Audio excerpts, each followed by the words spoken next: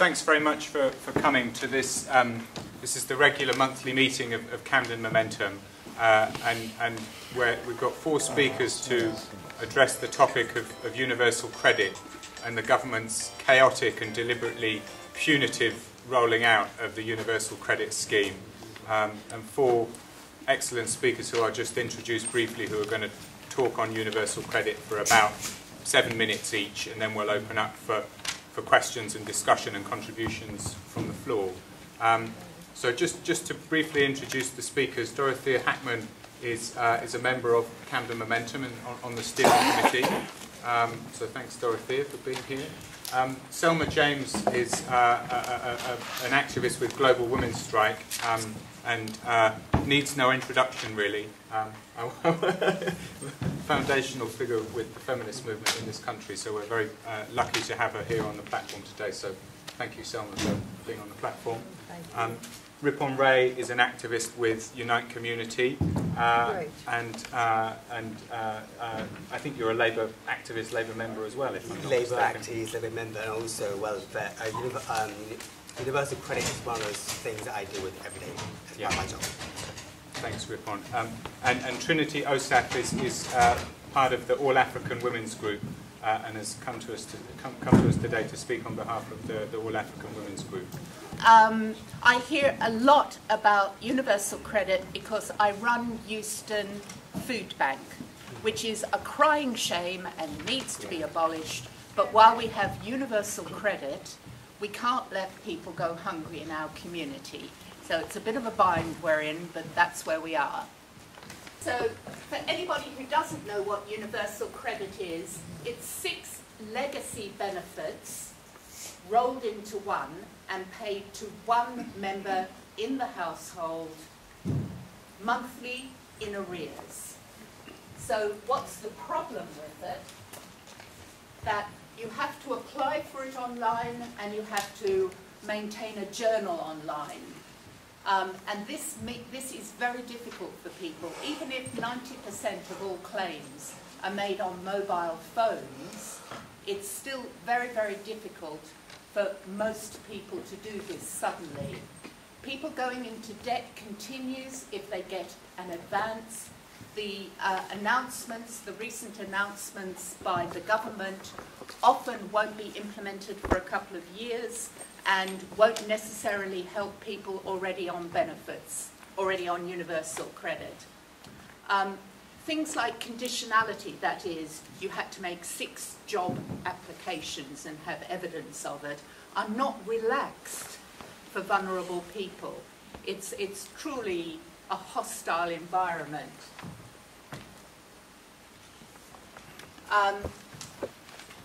Specifically, the single mothers have achieved a court ruling in their favour, and this is great for people who the benefit calculations disadvantage by hundreds of pounds a month. It was absolutely outrageous. The government have temporarily halted what they call managed migration.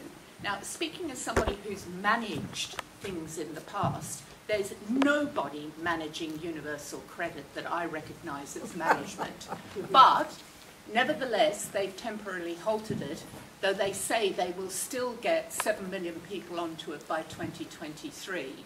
And the 2-child cap is not going to be applied to people who had their children before they knew that they would only get benefits for 2 children.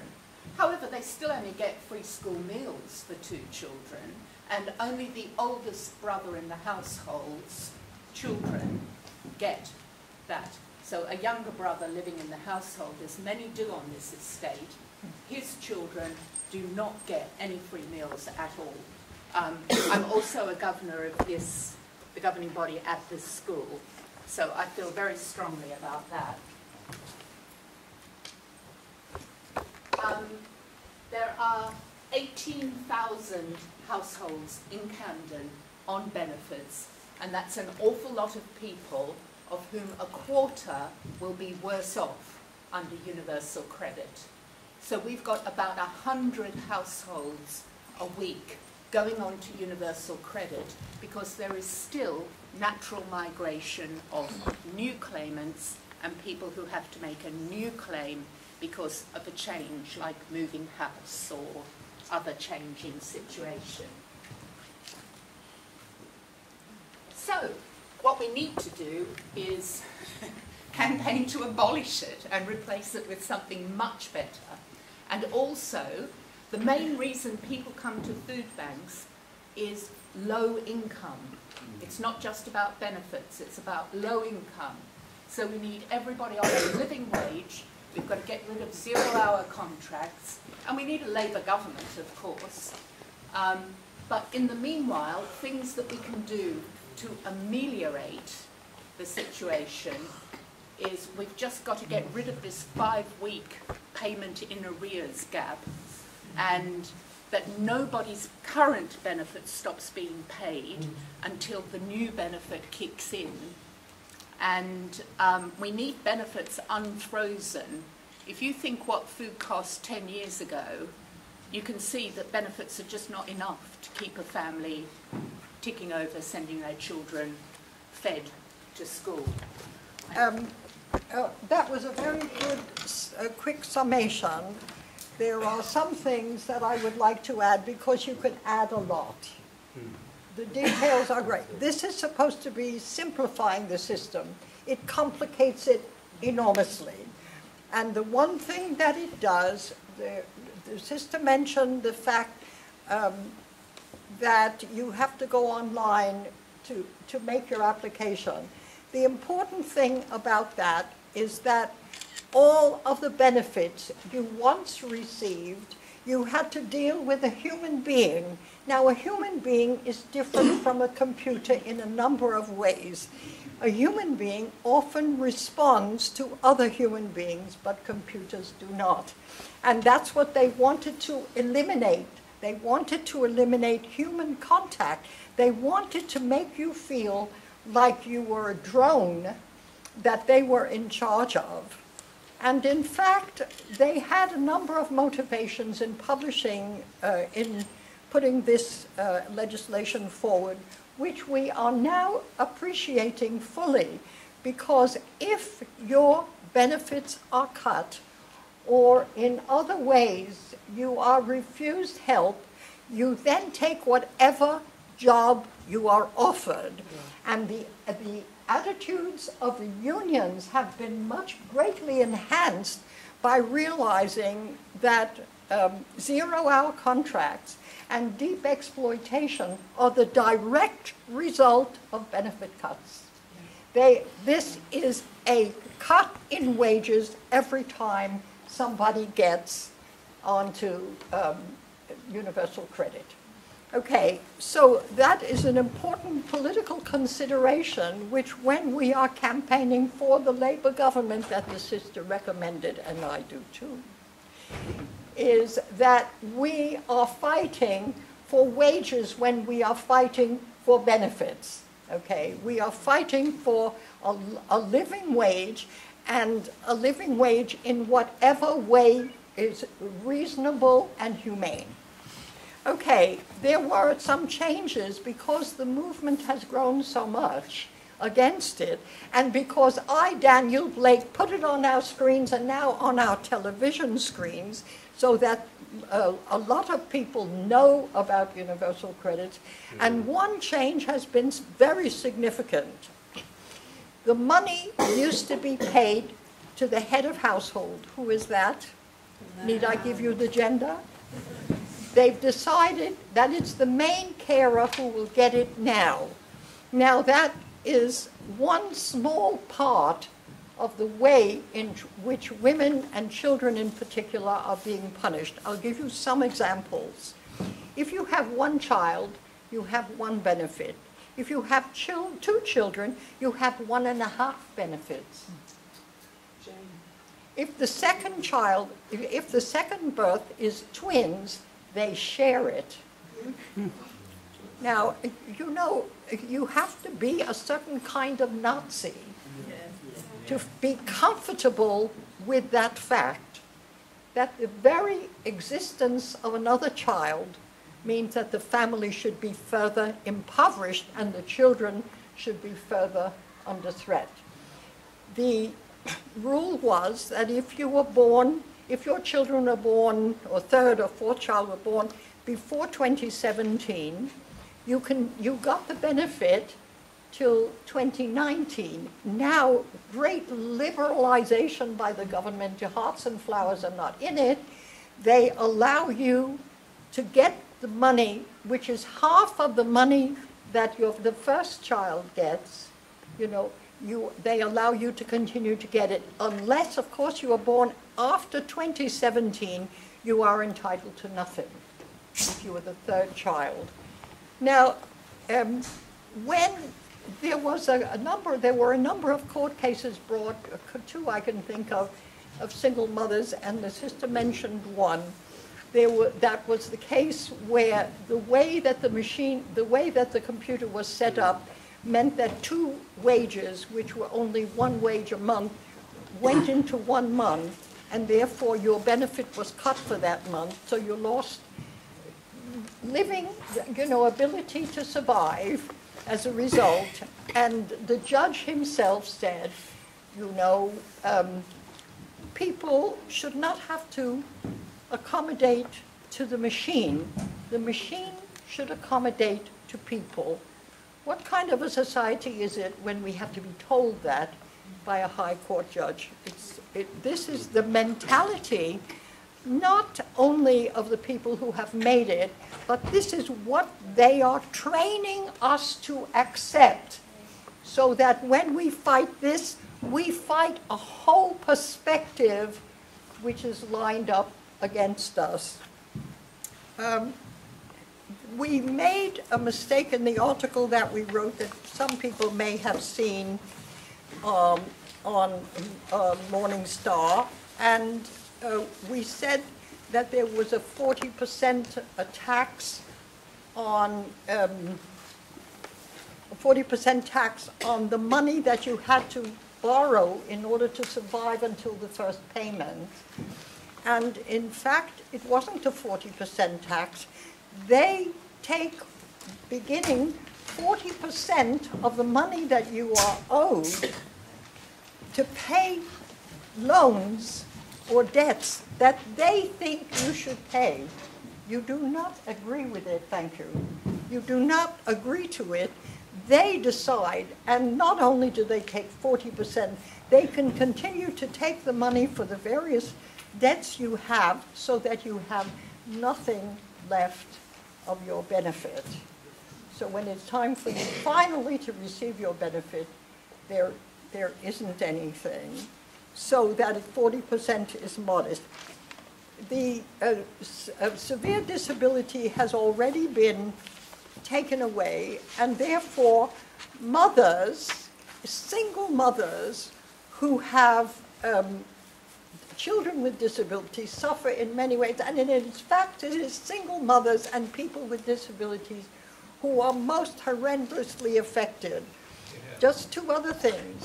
Number one, some of us are on it and some of us will be on it, and it's terribly important that they keep us divided, because that's part of the way in which they are trying to undercut the movement. The second point is, at the same time that this is going on, there is the question of the benefit cap, and 85% of those who have their benefit capped are single mothers. You have to the poorest in the society are again impoverished. And I'd like to say that the attack on single mothers deserves a whole meeting in itself, because the backbone of the feminist movement, of the women's movement, of all kinds of struggles for justice in the society are spearheaded by single mothers, so that's who they've decided to attack. Briefly. We taking this conversation in a different kind of perspective, bringing in elements of history, and also how economy has changed as time went on, and then how we are as we are right now. So the welfare state that we currently see, in order for us to understand that, we have to go back in history. So let's go back in history in post-Second World War. Second World War, when you had a Labour Party leading a campaign in order to bring in our welfare state as we know today. We had in the 1940s National Health Service. We had private enterprises such as gas companies, electricity companies, Bank of England, nationalised by the Labour government in the 1940s. And, of course, we also have the welfare state as we see today. And that is, if you don't have enough money to survive, there is support available. And that support, the financial support, was accommodated by individuals who are working, whilst they're working, they are putting it into the state, and then when you lose your job, the state will help you and support you. And so would businesses that were flourishing would pay into the coffers in order to support those who are genuinely in need of money. But of course, Labour government in the 1940s could do that because the spirit in Britain was demanding for it and arguing for it and was in need for it, especially post-Second World War. But as we go back, let's say 20 years, we are seeing a different kind of pattern. Many of you may remember in the 1970s, early 80s, the number of people that were unemployed, over 3 million people. Around this time, we also saw Thatcher, who literally crushed and crumbled the unions and collective bargaining power. So the workers overall were literally felt weak, and in that context, what we had is deregulations. So 70s, 80s, 90s, we had deregulations and selling of national assets like gas companies, British Gas, electricity companies, Bank of England, and all those things were privatized. In that context of privatization, what did you get? You had flowering of the financial market, financial sector. So since you had the rise of the financial sector, it became so big that it was uncontrollable. So what you have seen in 2008 and 2009, you remember the financial crisis. And what was the outcome of it? The government itself had to literally protect the financial institutions. Lloyd's was nationalised. Royal Bank of Scotland nationalised. It was paid by whom? It was paid from your salary and from my salary. And therefore, the money came from the treasuries. We're talking about over £500 billion spent to rescue those banks. That's an annual income of the treasury put together. So when you have a situation like this, someone needs to pay for it. I'm afraid someone is basically you. Those who are on benefit, those who are working and earning low income, and those who literally need support when you know there's no one else out there. Welfare state was designed especially when you need it. And the way it is now, I'm afraid, we are not moving forward, we're going back. So that is what it is. And in that context, when you have bedroom tax, when you have benefit cap, when you have local housing allowance is just meaningless, in that context, put universal credit into perspective. Then you know. It's basically a Tory austerity measure that is going way, way, way back into the 19th century. So that's why campaign against universal credit has to be seen in a wider context against austerity. So that's my bit. Everyone, I want to talk about our meeting. That's all African women. We are self-group. We are self-help group of asylum seekers, which meet at Crossroads Women's Center. We know that universal credit is hurting people. And women and children are the first target of universal credit. we know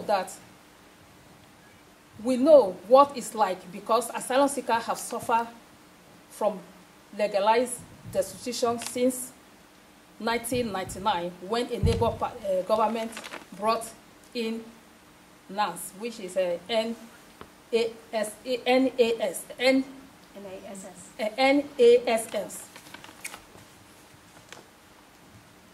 A single asylum seeker only gets £36 a week. Sometimes we get nothing at all.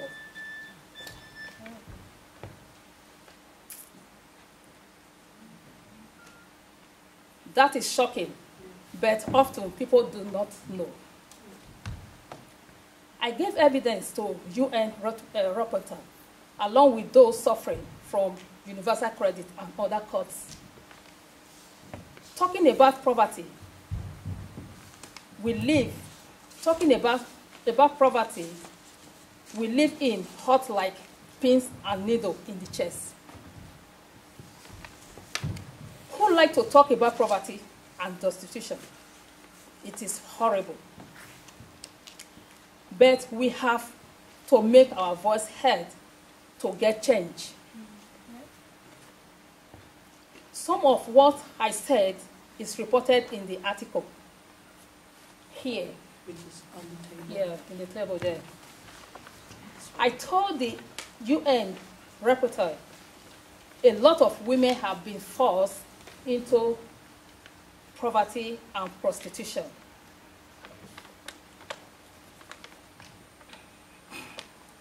I have been destitute and homeless. I have to move from one place to another. I don't want to say this. I'm emotional. Behind you. I have to move from one place to another. I survived attempted rape, and I have boiling water poured on me when I resisted. The man also attacked my son, who was very young at that time. How do we survive that?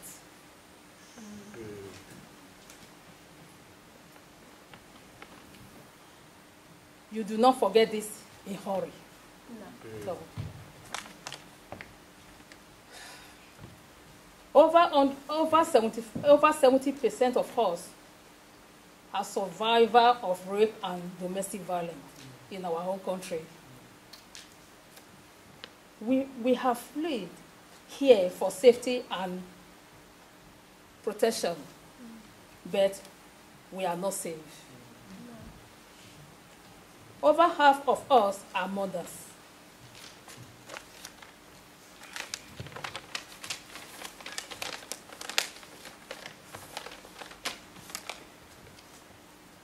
They have made us and our children vulnerable to more violence by increasing our poverty. Many in our group have been forced into situations where we have to stay with violent or abusive men just to keep a roof over our heads. Often, we go hungry just to ensure our children get meal. We often use food bank like many others.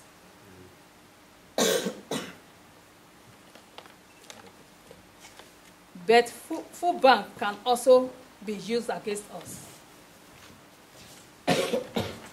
One of our members was reported to the police and Home Office by a racist food bank volunteer. She ended up arrested and put in a cell overnight just because she went to get some food. Shame. Yeah. Everything I'm wearing here, apart from my hair, is from Jumbo Cell.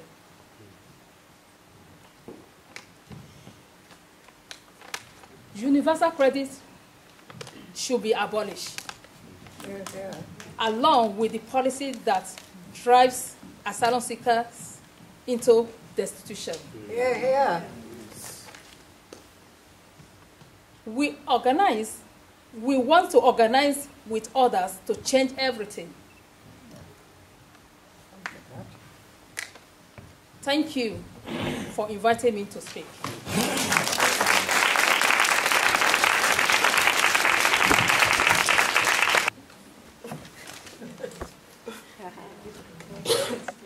Hi, I just wanted to add a bit more detail on some of the points which have been mentioned. On the disabled people, some families lose out doubly because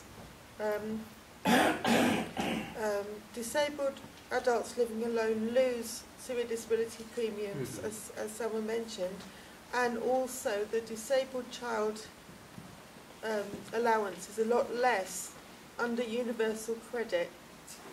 Esther McVeigh lied when she said everyone would be the same as before. There's a figure that in a household with like a disabled single mum and disabled child, they lose £10,000 a year.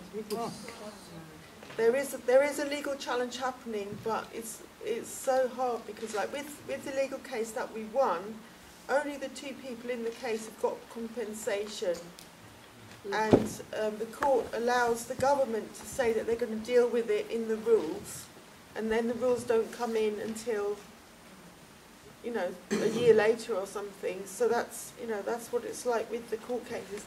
I wanted to just say about the deductions that when council tax benefit was abolished in 2013, a lot of people suffered deductions from benefit for council tax debt, and that was enforced by Camden. We went along to Highbury Corner Magistrates Court, and a lot of people were getting automatic benefit deductions. Once the magistrate has ruled that you owe the debt, the council and the DWP can do an arrangement between them to take your money, and there's no flaw.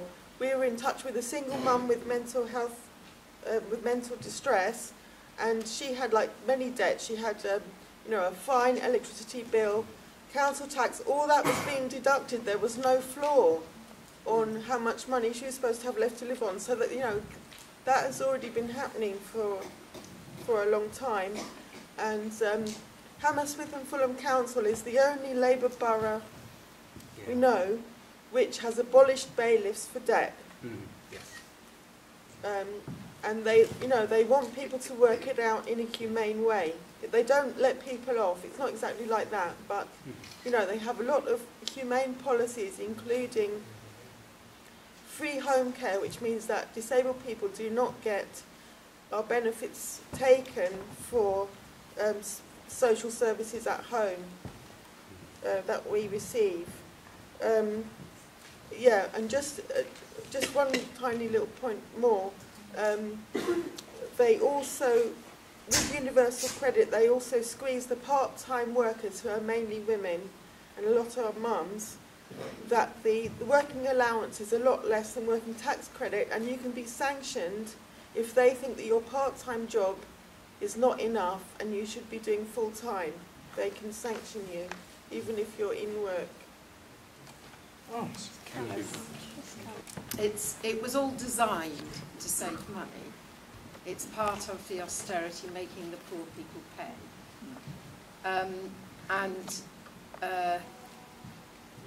The irony is that there's another theory about how all this should be done, called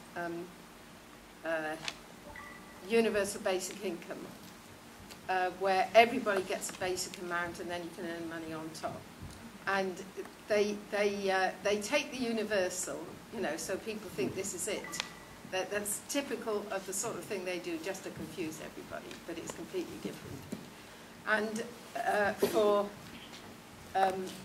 we at the Sante Project have just celebrated 5 and then a 6th person who's gained their leave to remain. But unfortunately, in the current situation, when they go to claim their benefits, they're going to be in the same situation as well, they're going to be worse off than those people who are claiming UC now, because they haven't got any money to start with. You know, they haven't got anything to fall back on. And we, as a project, haven't got any money to support them either. So I would like, if anybody in the panel can give us advice about what we should do when we assist these newly leave to remain asylum seekers, when we help them get their benefits, what do we say to them? You know, I feel so ashamed. For, I don't know, about over 25 years, I've been involved with activists who study the monetary system itself, the way it works, the way the banking system works, and the fact that even the government borrows money from the bank. That's what the national debt is. It's not what we owe other countries. The government has got this model where it allows the banks to create money, and then they have to pay the bank's interest. So this is a sort of construct that certain people know about, but it's very hard to explain, and they like to keep it all dark. And the sort of campaign that goes on, I heard about this. The first one was Christian Council for Monetary Justice, complaining about usury. That started in the 90s. See, the positive one is called positive money, and it would be, you know, you could get one of those people to come there, all young people, they've studied economics, they can explain this, and they've got these campaigns going on now. So, you know, this is all, this is another way of looking at it. It's like the whole thing is an evil construct. And the Labour Party know about all this. So that's... Thank you for advice, because that's the fashion. From the perspective of CAB, Citizen Advice Bureaus, from the perspective of Citizen Advice Bureaus, they would say something like this. If you're on universal credit, or let's say if you're waiting for your universal credit first payment, and that payment hasn't come through, you can always request Department of Work and Pension to pay in advance. You call that advance payment. And there's a problem with this, is that when you do get your universal credit in the future, whenever it is, you will find that advance payment gets deducted from your universal credit. So therefore, the basic minimum income you ought to be getting, from that, more money will be taken away. So in other words, you can't survive anyway. But that's one option. There are other legitimate ways of looking at it, in terms of local authorities have widened their scope in the context of discretionary housing payment. Now, if you were in rent arrears, usually discretionary housing payment was introduced to cover bedroom tax. Now, because local authorities are not spending all of it, or they end up spending all of it right at the end of the financial year, like March and February, they realize that there's money spared. So they're using discretionary housing payment to cover rent arrears. So that's one way of looking at it. And of course, in the context of other financial problems like council tax, someone mentioned, you may want to think about council tax reduction applications, so discretionary council tax reduction as well. But again, I'm afraid those things are discretionary, but it is not the way to go about doing it. It's just basically trying to be creative with whatever there is in the context of Citizen Advice Bureau's process. Can I just say that in the case of asylum seekers, yes, I feel that the Home Office should be asked to continue paying their NAS support for longer than 28 days, because at the moment they are going by their old regulations that they only pay the NAS support for 28 days after the asylum claim has been granted. Now that's patently not enough, because they don't get their universal credit for 6 weeks. So I mean, it's a legal justification to say, well, you should be continuing for 6 weeks. What are they going to do? You know, we should be able to call on the Home Office to say, continue that NAS support for 6 weeks at least, or until the claim has been granted by the benefit agency. They can do that. Why shouldn't they do it? what universal credit results in, ultimately, with many people, is that they don't have enough to live on. That is, they are near destitute or destitute. Whereas asylum seekers are almost always destitute. Yes. And the question is not this bill or that act. You cannot have a society where the government allows, enables, and in fact legislates for destitution. That's what we have to make clear in the society generally.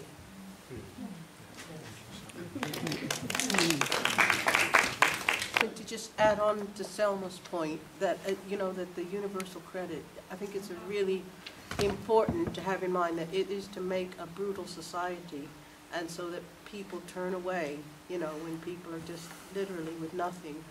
And I think Trinity's point was really well taken. In 1999, unfortunately, under Blair's Labour government, they brought in a system, an apartheid system, that put asylum seekers in a separate category and legalized the destitution. That's right. And asylum seekers said that if they get away with this, they'll roll it out to everyone else, and that is exactly what happened. That's right. They've gone through one sector after another till we've now at universal credit, which is everybody. So I think it's really, that thing of fighting together is really important. And I think the brother mentioned about how much money has gone to the bank, the 500 billion. I think that's an important figure to keep in mind. How much money there is. The Tories say they have no money, and yet, they're awash with money. And I just wanted to add that the people that have designed this universal credit, they're the same ones, they designed the hostile environment, the Windrush scandal. And now they're asking us to let them fix us up with Brexit.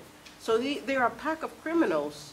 And I think Selma's exactly right. We have to fight not just this law and that law, but the whole principle behind the law. I think that's so important, because that's the only way we can win, and we're in very desperate times. I mean, as we've heard from the stories today, very desperate. And I just wanted to finish that saying that not only are asylum seekers, going into universal credit, having been destitute, but often women are waiting 10, 15 years to get the right to stay because of the corruption of the immigration law. So by the time they get to universal credit, they're already in a very bad situation, ill, homeless, etc. So I think it's really important to lay out the reality for so many people in society. Disregarded and disrespected, by which they become destitute, as she says, that from top to bottom, it is the secondary course she has. It is unacceptable in fifth richest country in the world that a person like me who has come to seek asylum and to seek protection can never have access to services that is a human right. And secondly, I want to emphasize the fact that both parties in the government and in opposition are criminals of racism. Because what I want to alert you at, it is not the hostile environment that was introduced by the Conservative. It was a process that was really in motion, introduced by no other than Johnson, who was the Home Secretary of the Labour Party under Blair. We can never realize democracy and the protection of human rights as has been written, but it's only 70 years ago that they wrote about human rights in their vocabulary, because they never knew it, and they claim they are more human than other cultures when they are not. And that must be emphasized. Yeah. Credit is part of a war that's going on at the moment, and it's a war against working class men and women. And what it's doing is picking out sections of our society and taking them on, and hoping that organised labour and socialists can't fight up against it. And we have to come together. You know, children are going to school with not enough to feed themselves. Women are doing 3 or 4 or 5 jobs to be able to feed their families. It's on them at the moment, but they'll come for other people. It's a war. We need to stand up for all sections. I mean, the only thing that's going to change it, really, is the election of a Corbyn-led government. That's the only thing that's going to change it, a radical Labour government. And if we can't stand with the people from Universal Credit, with the food banks, with 0 hours, this is all one fight, and we've got to be in it together. Trying to apply for universal credit for my nephew, and somebody said that the universal credit was aimed at saving money. I don't know about that, because the way they're conducting, that you feel that there's something else going on, which is that determination to persecute people. You know, the people that we've been up against, he is entitled as a student who's estranged from his parents, and the people we're up against, they just say no, over and over again. They say, no, you're not entitled, even though he is entitled. And they say if you want to appeal that, you have to go back online, make another application and turn up at the office. And for an 18-year-old who's trying to keep his shit together and stay in college, if he didn't have family support, he would never have pursued it. And there must be thousands and thousands of people that have been deterred by that kind of brutality and discrimination. And I think it speaks to the question of whether the Labour Party calls for universal credit to be paused and amended or scrapped altogether, because the only way that you can really support pausing and amending it is to think that, is to ignore the way that people have been trained to be brutal and the way that it's structurally, you know, really persecutory. It really is a hostile, it is the whole approach is hostile.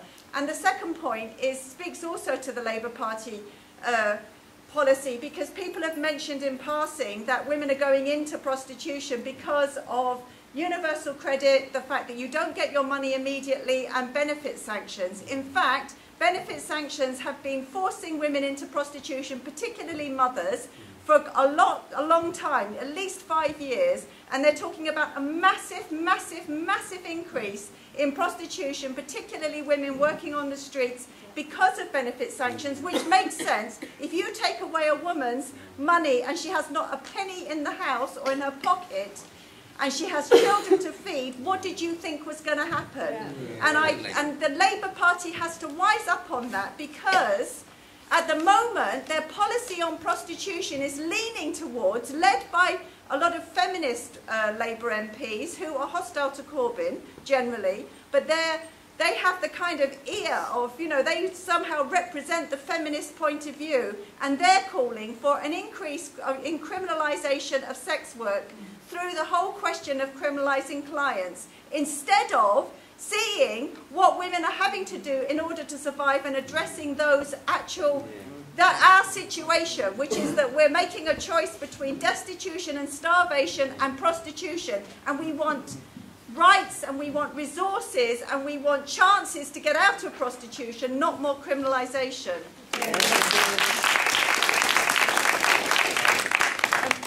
I just had a bit of good news. We heard from a single mum this afternoon who resisted universal credit, what's it called,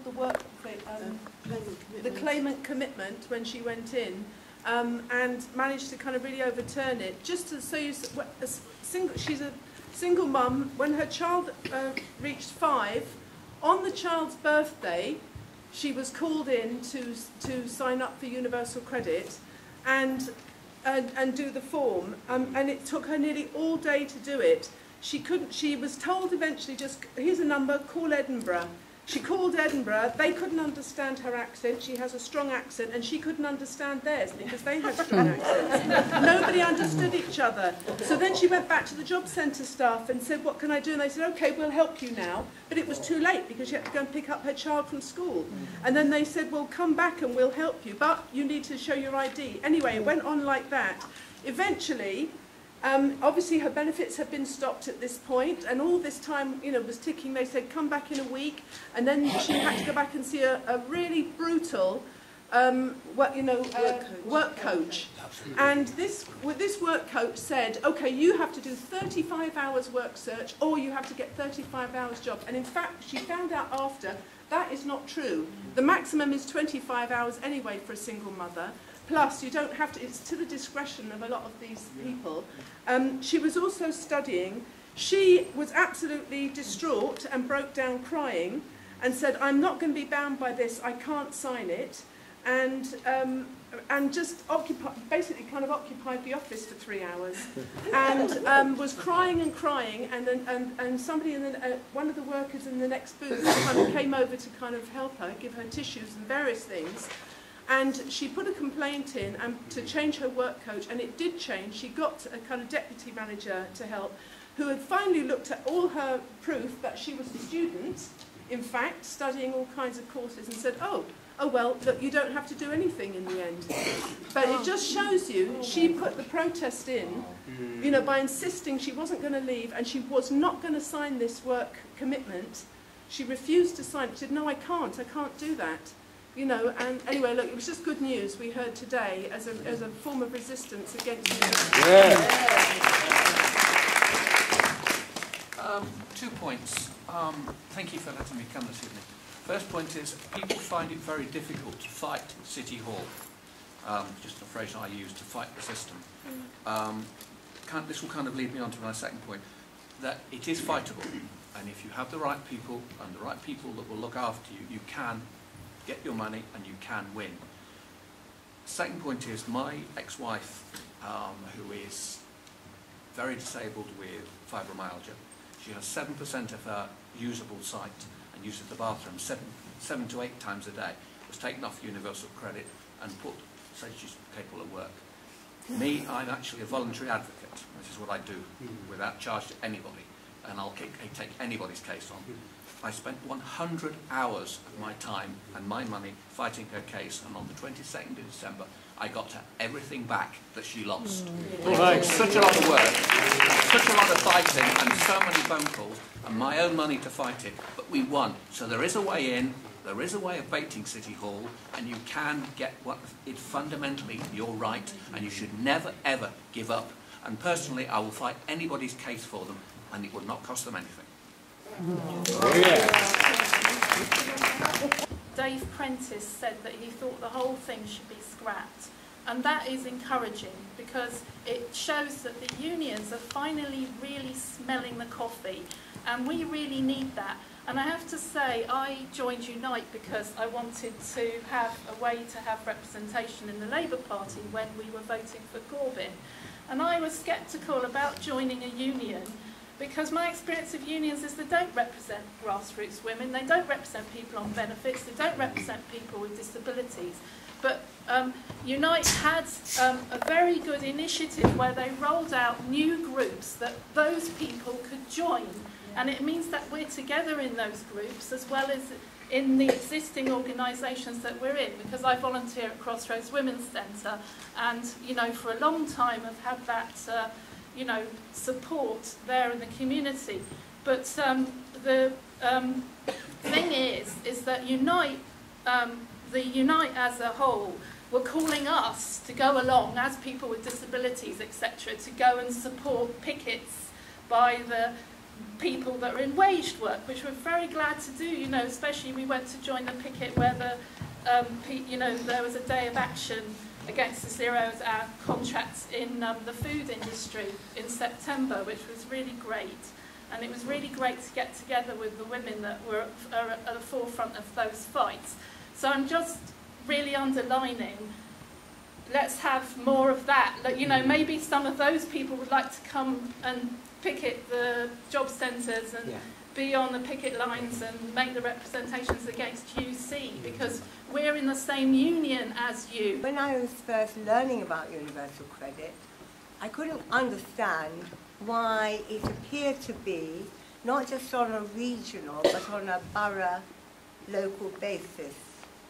And the reason is, I've since learned, is that the housing benefit element of the universal credit is, which is paid or delivered through local authority. Under the new system, landlords will not be paid. That money will go to the tenant. This, by the way, has resulted in a lot of private landlords and housing associations refusing to have tenants who are on universal credit because they know, as well as we have discussed tonight, that debt comes very quickly and they're worried about their rent coming in, which was guaranteed by housing benefit straight into their pockets. Nice subsidy, which partly explains the massive rise in rents in London. So the local councils are involved because they are sending money, and there is something called a landlord's portal, which is going to be established on the website. And the councils will see all the landlords in this portal and pay the money to the tenant if they're on the portal. I mean, it's incredibly complex. I think that we should go to the councils and say, do not cooperate to any extent with universal credit. Yes, absolutely. The Council has said that it's not going to evict anyone if they fall into arrears because of universal credit. So that's one thing we have to obviously spread, but also remember, to hold Camden Council for that. Lying, because Claire talked about Esther McVeigh lying, and the replacement has just continued right along in the same vein. And I was, sometimes it's almost astounding because the mantra of, universal credit makes work pay, which they will continue to repeat, and obviously it's, so blatantly in their face. She actually lied. She said that in the old system, 90% of the benefit is withdrawn, as your wages go up. And in fact, it's the complete opposite, because not only under the tax credit system can you keep more of your wages. I mean, quite a big gap between the two, like 535 a month versus 409 under universal credit. They take 63%, 63 pence of every pound you earn over that amount under universal credit. So that's 2/3 of your income, versus 41 pence under tax credit. Obviously, that's too high, but this. Just some of the facts, and also it has been particularly targeted with the work makes pay. It has always been single mothers from the very beginning of the welfare reform. Has really been to drive single mothers out to work. Income support was abolished in legislation. In fact, they've not been able to completely abolish it because of how long it's actually taken to introduce all the fighting against universal credit. But that was the benefit that single mothers had, which was a recognition of the work of raising children. It's a job. And to the 3 children, only a payment for 2 children is the rape clause. Is that if you want to get money for your 3rd child, which obviously is still going to accept thousands, you have this very same work coach that Kay was talking about, because that is your personal contact now with the job centre, is the work coach, because they don't have benefit offers anymore. It's the work coach. That is the person you have to say, tell that you need the money and you have to be exempt from this and that. So, and even when you make that case, you have to get verification from someone like a social worker or some professional that will vouch for your story. So basically you're having to tell a number of people that you've been raped and the child is a result of rape. I don't understand why a Labour council like Camden is willing to roll out universal credit when other councils have refused. I believe 2 other councils in London have refused. Why are they doing this? They're Labour. Are they Labour? I'm new, so hi everyone. I volunteer with ESA and PAIP claims at Hackney Law Centre, And I wanted to bring up a point that was brought up earlier about the issue being structural. We had a PAIP claimant who was suffering from lupus, an autoimmune disease which is chronic and gets worse over time. There's no cure for it.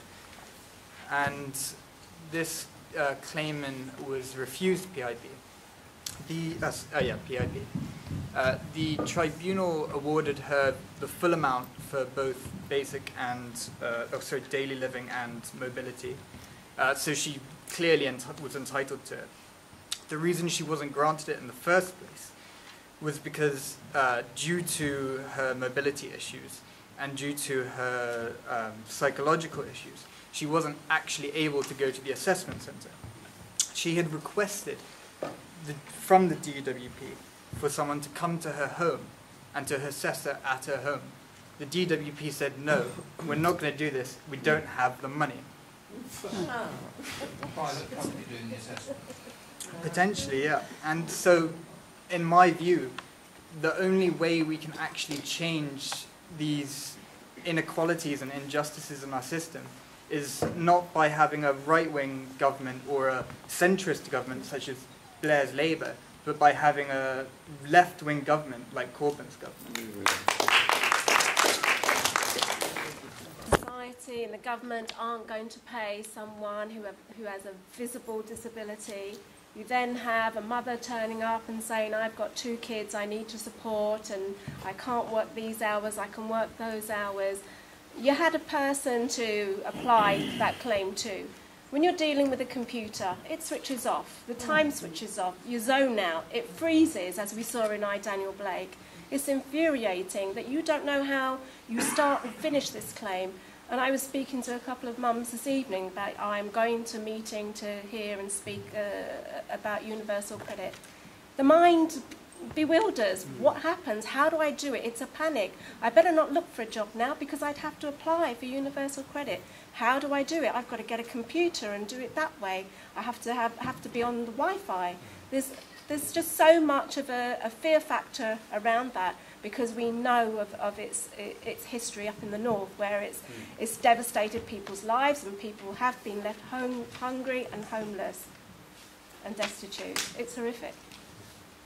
I think it's important, the bit that was said about this is a structural problem, and then doing little bits to it is not going to alter it, because in fact it's a war, and it's a war not just against the poor people, but in order for societies to continue to function for the few.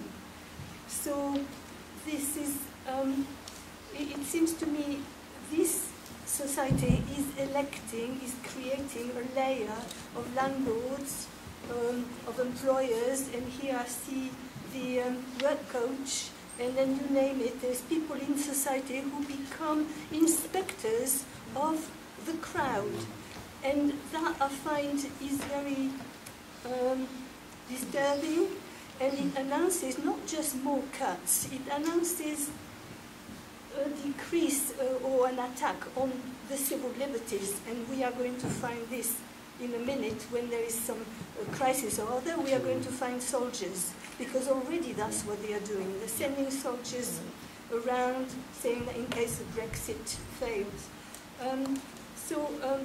From the Labour Party point of view, I think all of this here, which we're discussing, has to go in the Labour Party. This is a difficulty, because the Labour Party, as somebody said, is still talking about, oh yeah, we're going to stop perhaps, or we are going to interrupt, or we are going to stop for a while the universal credit, but in fact they don't say we are going to cancel it, and there isn't, I don't see any proper program to replace, to put a social program instead. I see good intentions, but I don't see a program. And so all that needs to be fed into the Labour Party. I think it needs organising in the Labour Party around this issue, and then finally the final point. It seems to me that there is when the Camden Council says that they will not evict people, then you have to prove that it is the universal credit that you cannot pay. Well, that is another problem, isn't it? Because they will say, oh, well, you can't pay because you have bought a pair of shoes or something.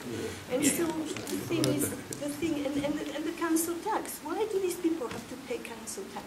All this has to go in the Labour Party. Points that people have raised, like the gentleman here and the lady over here, who've done some fantastic work. How do we the question for the people at the top, how do we advertise that? We've got to advertise that because most people on universal credit, I think, but I don't know, don't have that support and don't have somebody to do that. So one thing, how do we advertise that?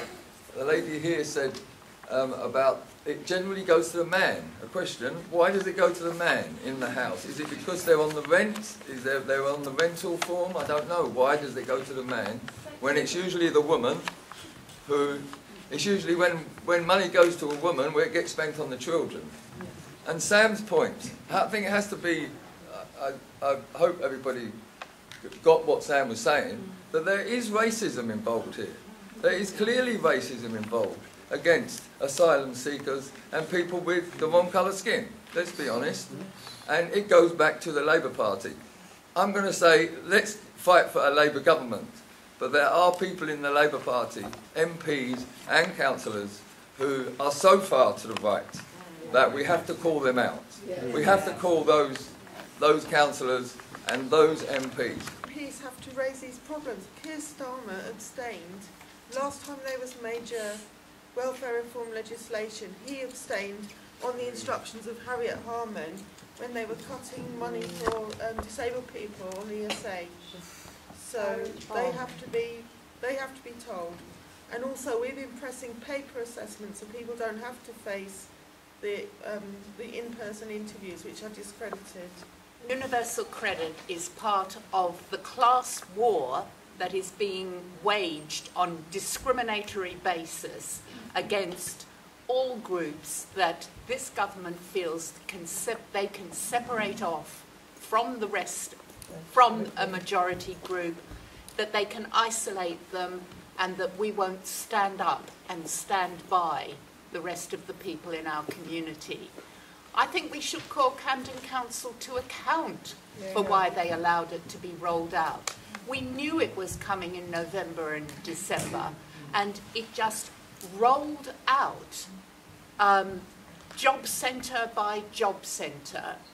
And, you know, Ladbroke Grove went first. Ladbroke Grove, Lisson Grove, forgive me.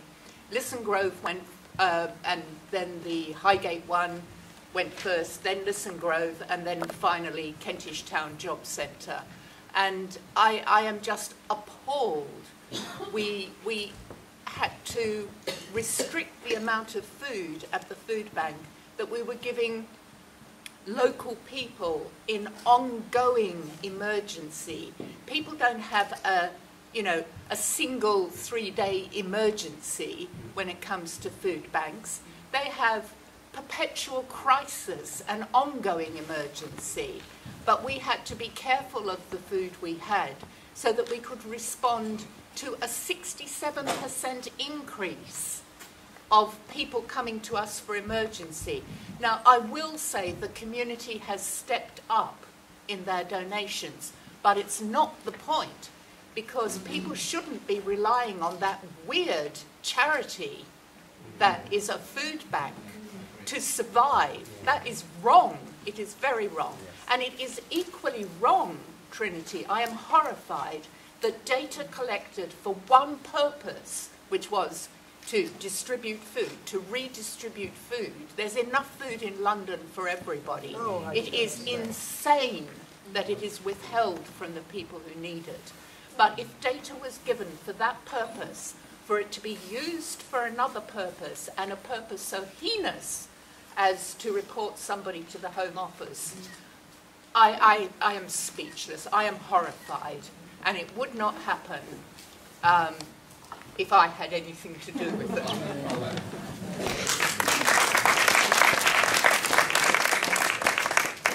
And that question about, well, why Camden? Why did Camden roll it out? I think links back to some of what Pete was saying about us needing to think about which MPs and councillors are there claiming to represent Labour, but actually pursuing a very different politics fundamentally.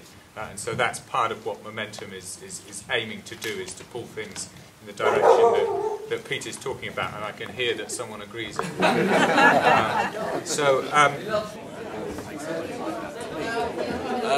can't directly answer your question because it's a tough one, but